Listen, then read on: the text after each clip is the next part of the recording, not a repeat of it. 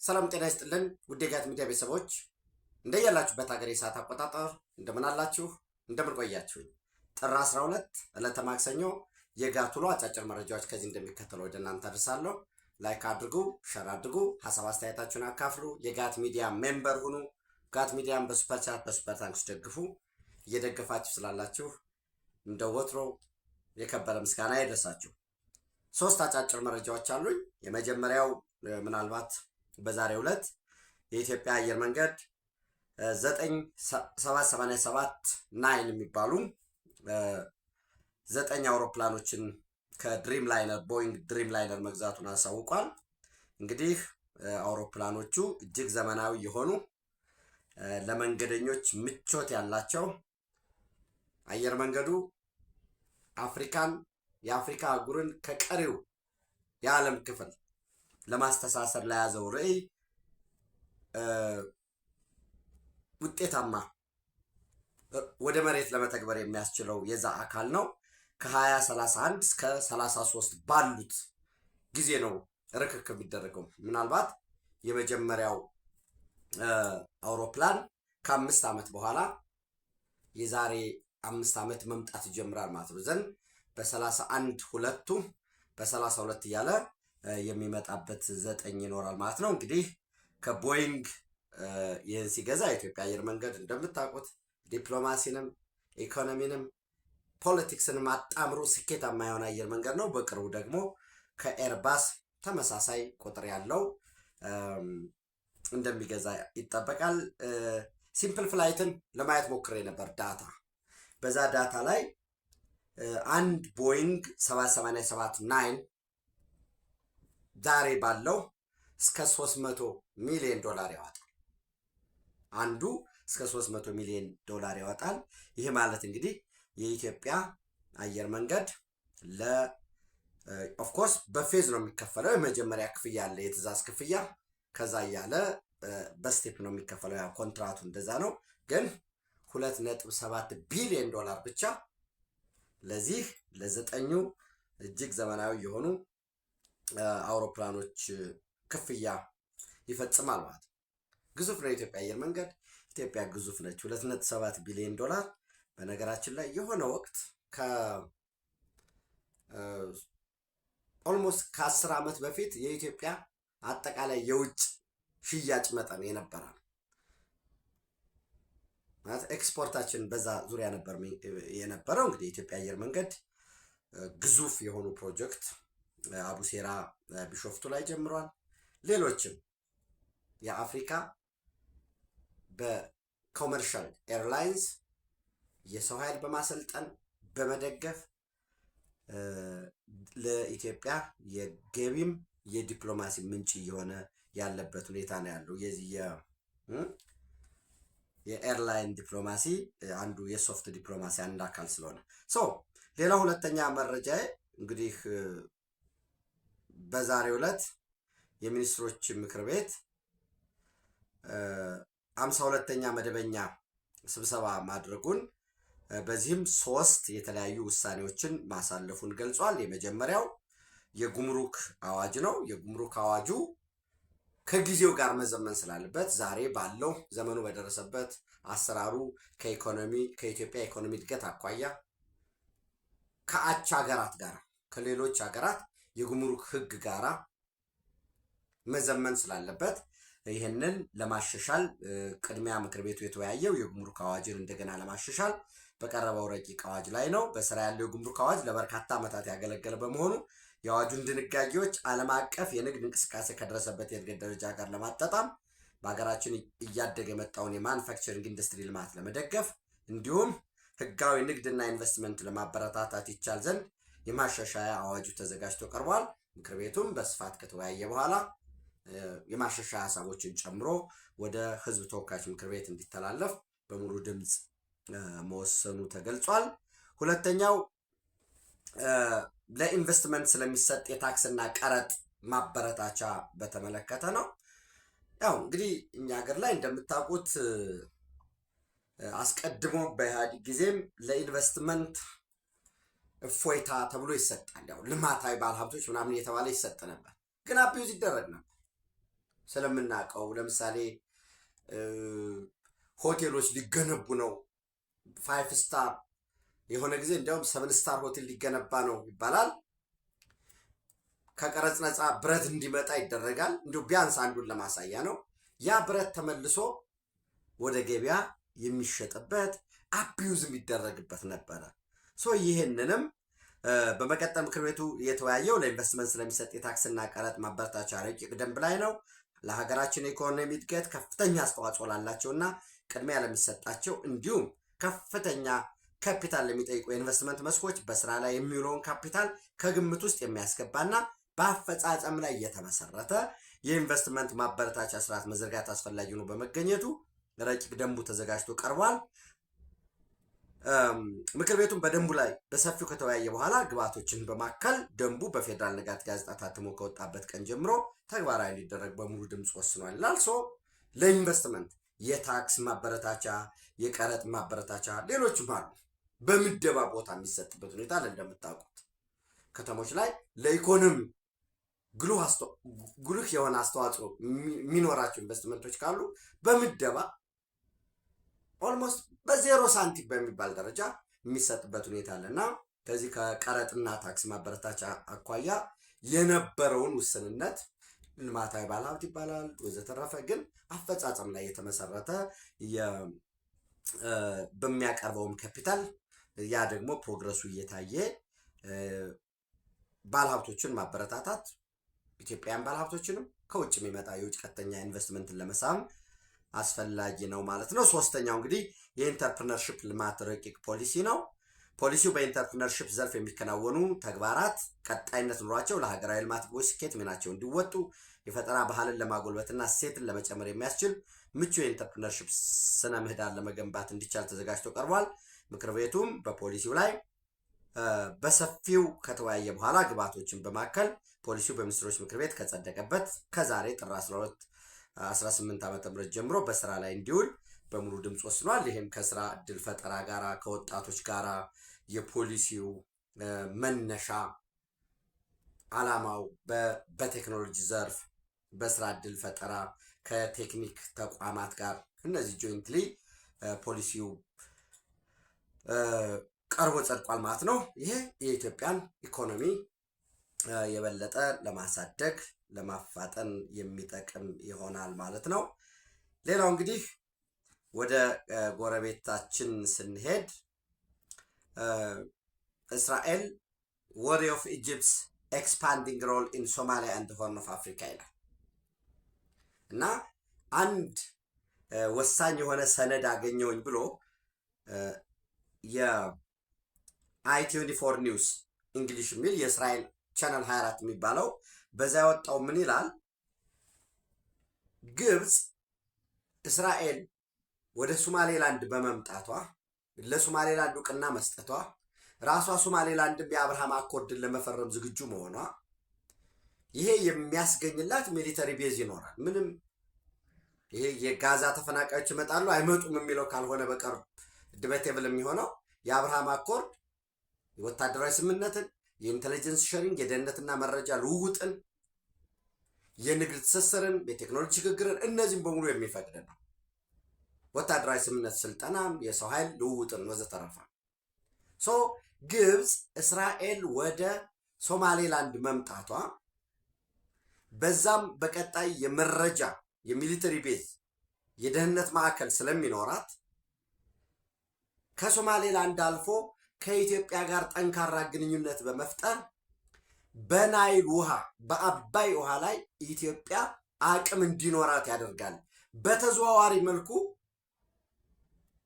ኢትዮጵያን በመደገፍ በናይል ወንዝ ላይ በአባይ ውሃ ላይ ኢትዮጵያ የበላይነት እንዲኖራት እስራኤል እጇን ልታስገባ ትችላለች የሚል ከፍተኛ ስጋት እንደተፈጠረባቸው ዶክመንቶች ያሳያሉ። ምንድነው የሚለው?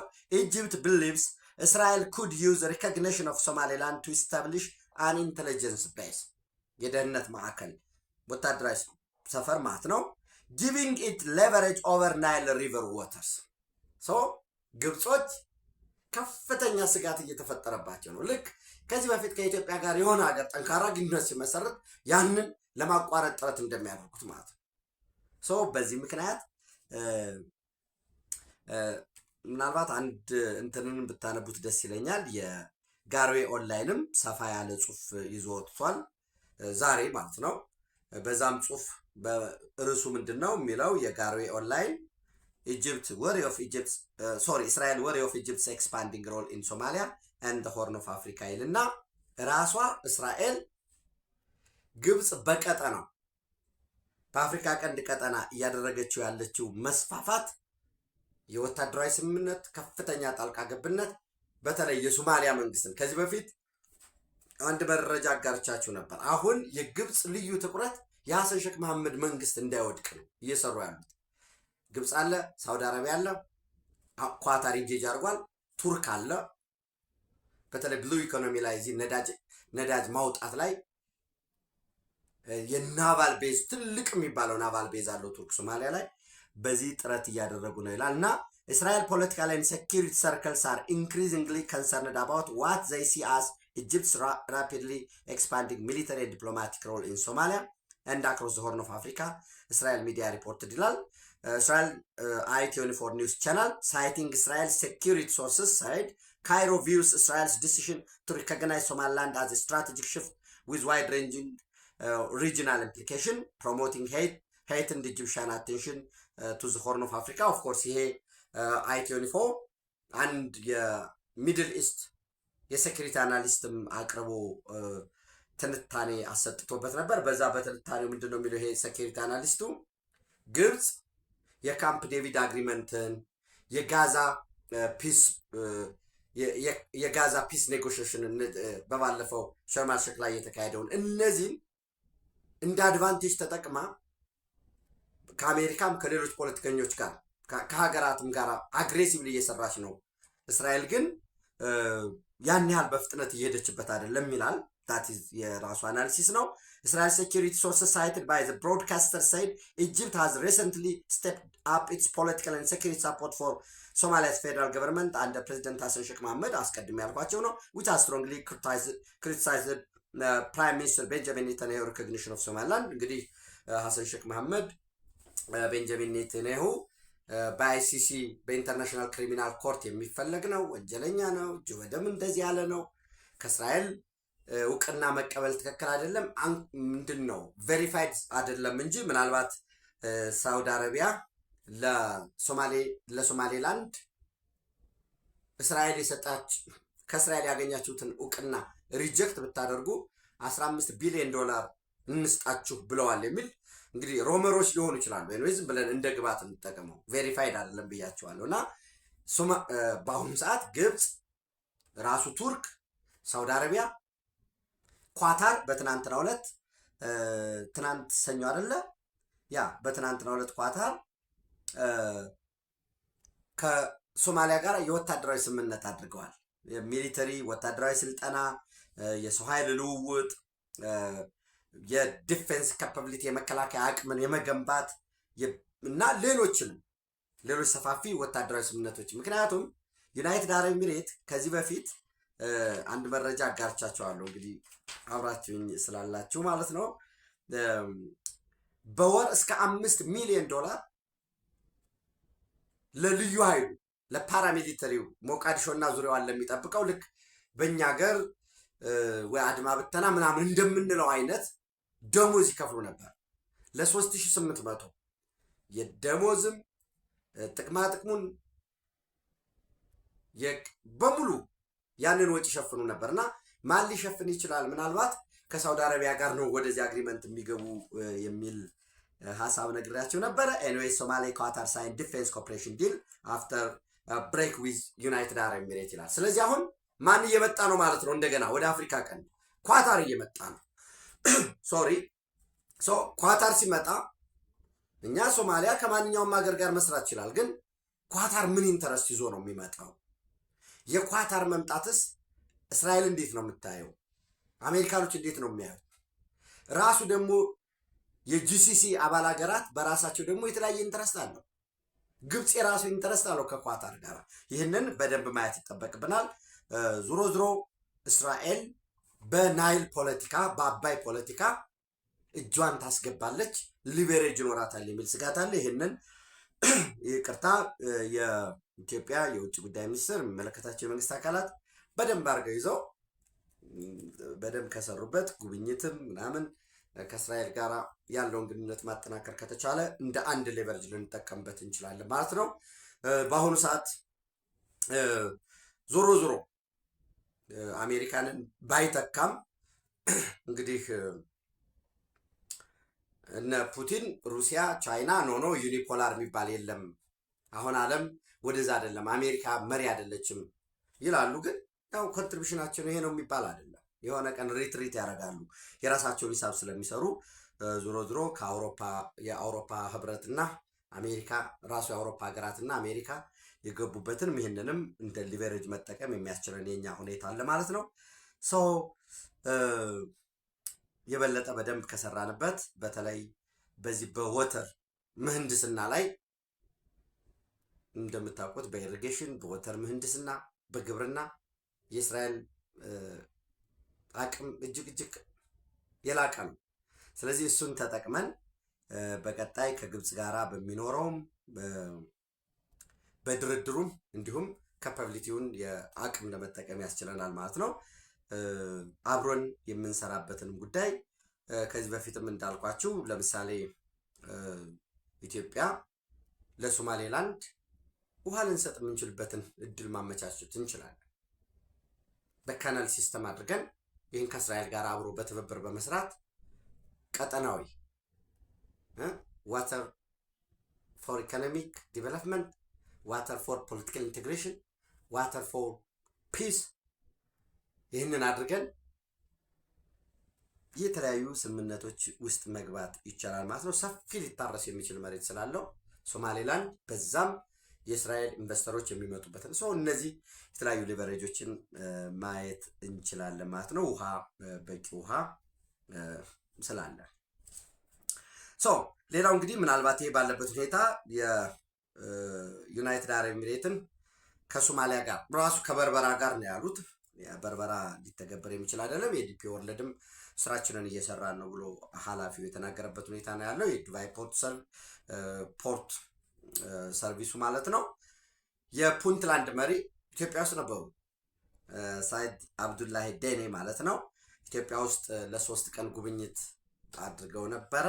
እንግዲህ ፑንትላንድ እና ሶማሌላንድ የሚወዛገቡባቸው ቦታዎች አሉ። እነ ሰውል፣ ሰነግ፣ ካየን ወደ ግጭት እንዳይገባ ያው ፑንትላንድ ሪጀክት አድርጓል። ሶማሌላንድ ሀገራዊ እውቅና ማግኘቷ ተገቢ አይደለም የሚል የሚጠበቅ ነው። ነገር ግን ራሱ ፑንትላንድ ብኮ ሀገር መሆን አለብኝ፣ የመገበያያ ገንዘብ ዶላር ነው የምጠቀመው ዘተረፈ የሚል መግለጫ ሲያወጡ የነበሩ ናቸው።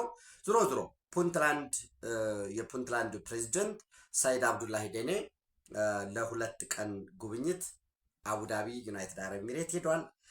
ይህም በራሱ የፌዴራል መንግስትና ክልሎች መካከል ያለው ጋፕ እየሰፋ መምጣቱን የሚያሳይ ነው።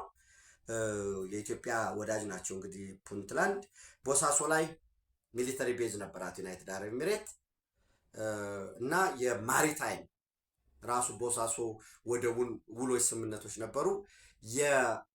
የፑንትላንድ ሴኪሪቲ ፎርስን በተለይ የማሪታይም ላይ ያለውን እነዚህ ናቫል ኮስት ጋርዶችን በማሰልጠን ጥቅማጥቅም ክፍያ በመክፈል ዩናይትድ አረብ ኤሚሬት ትልቅ ኢኮኖሚያቸውን የምትደግፍላቸው እነሱ ናቸው እና ይህንን ሪጀክት አድርገው ነበር። የፌዴራል መንግስት በፍጹም የክልሎችን የወደብና ሌሎች ወሳኝ የኢኮኖሚ አቅሞች ላይ በተናጠል ዩኒላተራል በሆነ መልኩ የፌዴራል መንግስት መወሰን አይችልም የሚል ነበረ። እንግዲህ እነዚህ ነገሮች ሲሄዱ ራሱ ፑንትላንድና ሶማሌላንድ ጋር ምን አይነት ግንኙነት ይዞ ሊመጣ ይችላል? ጎረቤቶች ስለሆኑ በፑንትላንድና በፌዴራል መንግስትስ ምን ሊያመጣ ይችላል የሚለውን ማየት ነው።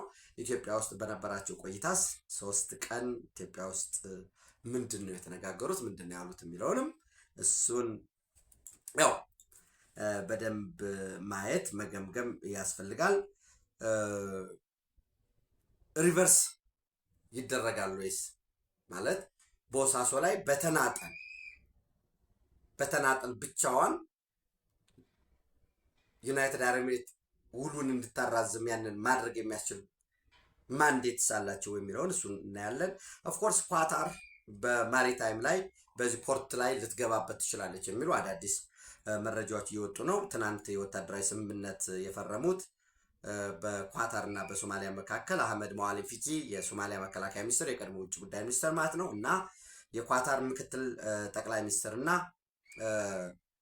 ዲፒቲ ፕራይም ሚኒስትር የኳታር እንዲሁም የመከላከያ ጉዳዮች ዋና ኃላፊ ሼክ ሳውድ ቢን አብድራህማን ቢን ሐሰን አልታኒ ተፈራርመዋል። ቅድም ያልኳቸው ወታደራዊ የጋራ ስልጠና፣ የኤክስፐርት ኤክስቼንጅ ኦፍ ኤክስፐርቲዝ፣ ዲቨሎፕመንት ኦፍ ዲፌንስ ካፓቢሊቲ፣ ብሮደር ሴኪሪቲ ኮኦፕሬሽን እስከ ማሪታይም ድረስ የሚደርስ ነው።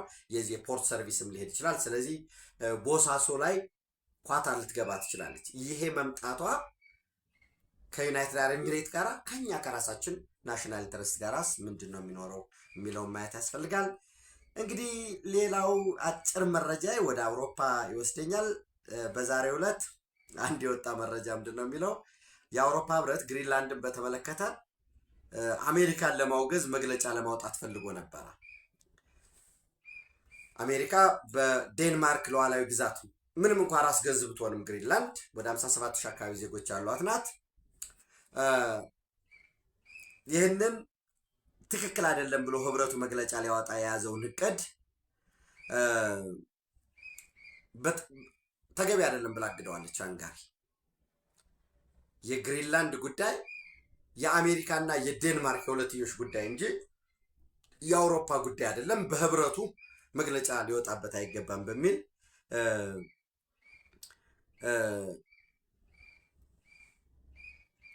መግለጫውን ውድቅ አድርገዋለች። እንግዲህ የአውሮፓ ህብረት ህጉ ደግሞ ምንድን ነው የሚለው ሁሉም አባል አገራት እኩል ድምፅ እንዳላቸው ውሳኔውንም ለማጽደቅ ደግሞ ሁሉም መስማማት አለባቸው።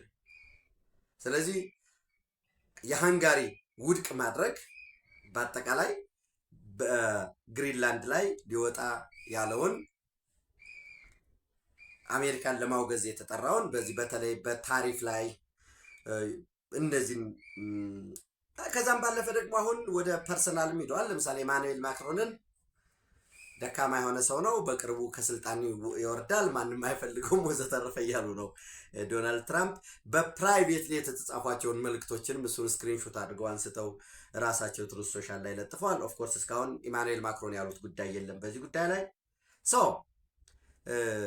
ዓለም እየሄደበት ያለው መንገድ እጅግ በጣም ተለዋዋጭ ነው። ምንድን ነው የሚለው he will be out of office soon ነው ያሉት እና የቦርድ ኦፍ ፒስ የሰላም ቦርድ እንግዲህ ዩናይትድ ኔሽንን ኦልሞስት የመተካት ነው።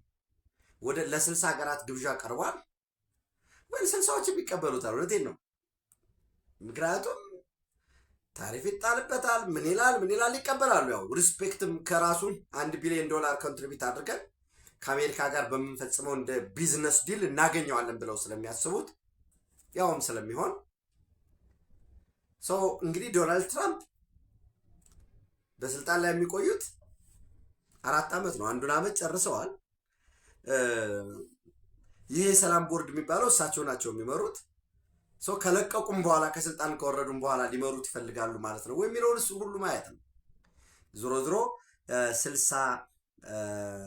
60 ተጋባዦች ወደ $60 ቢሊዮን ሰበስባሉ። ጋዛን መልሶ ለመገንባት እንዴት ነው መልሶ የሚገነባው?